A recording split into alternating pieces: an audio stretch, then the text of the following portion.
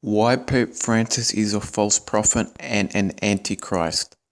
Why is the false prophet and an Antichrist? Simply put, he claims to be a Christian, but he's not, because by what he believes. There is atheists, Muslims, and even Protestants who like the Pope and support him. No surprise, because they don't know what he believes, and what one believes or what he teaches is very important. 1 Timothy 4:6.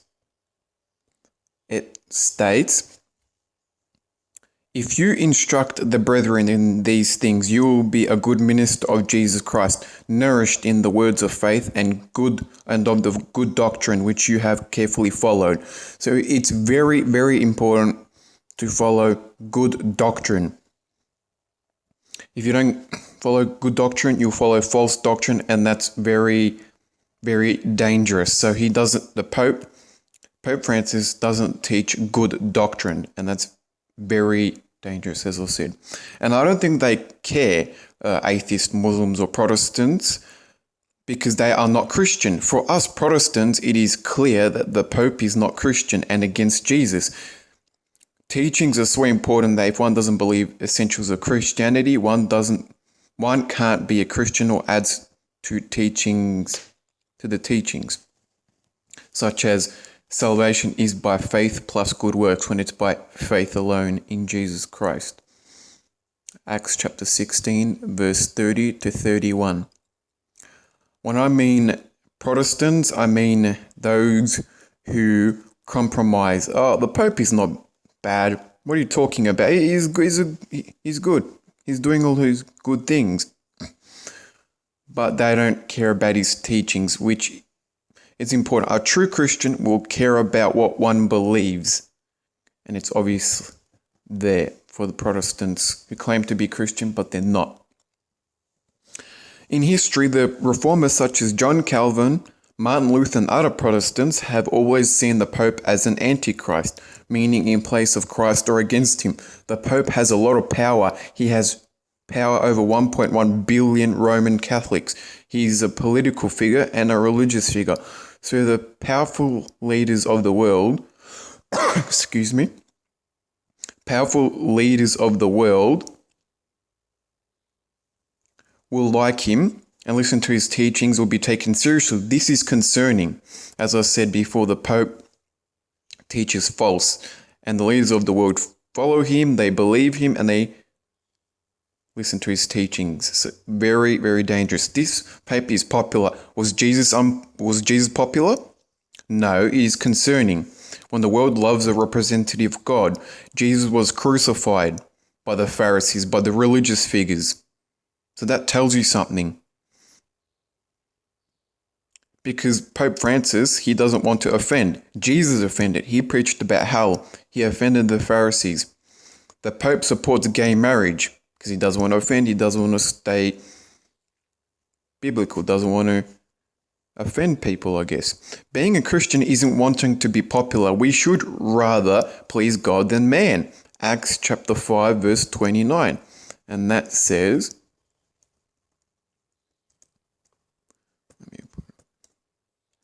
Acts chapter 5, verse 29. But Peter and other apostles answered and said, "We ought to obey God rather than man."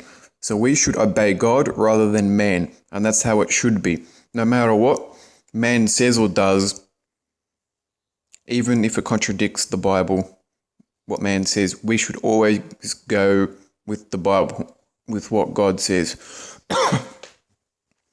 So it is good when the world hates a Christian. That means the Christian is doing his or her job as a representative of Christ.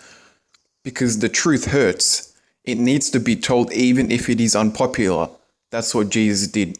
He told the truth even if it was unpopular, and he was crucified for it. And that's why the world hates Christians.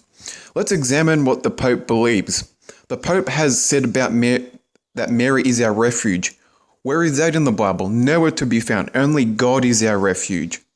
Of course, saying that, the Pope teaches Mariology, that the Mary is the Queen of Heaven, that she's co-redemptrix, that she has sent to heaven. Nowhere in the Bible to be found. That's really dangerous. He teaches a false gospel, which is faith plus works. Galatians chapter 1, verse 8. And that says, "But if we or an angel from heaven preach another gospel to you, then what we have preached to you, let him be accursed."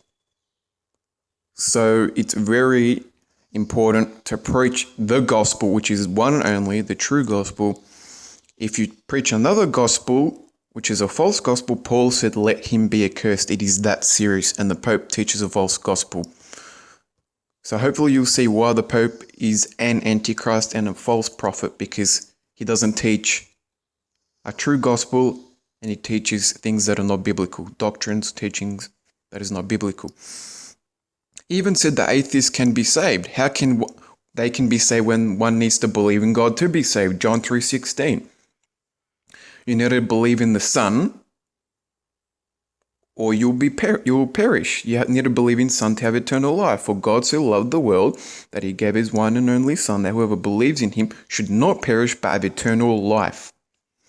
He's a universalist, meaning he believes all will be saved, even saying Muslims and Jews worship the same God as Roman Catholics.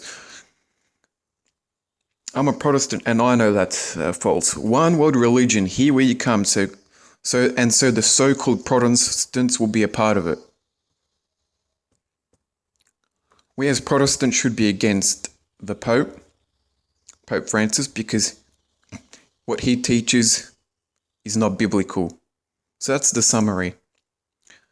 The Pope is not biblical, claims to be Christian, but is not biblical, which means he's a false Christian. He's not even a Christian at all, because Roman Catholicism is false. And so that is why the Pope, or Pope Francis, is a false prophet and an Antichrist. Thanks for watching. God bless.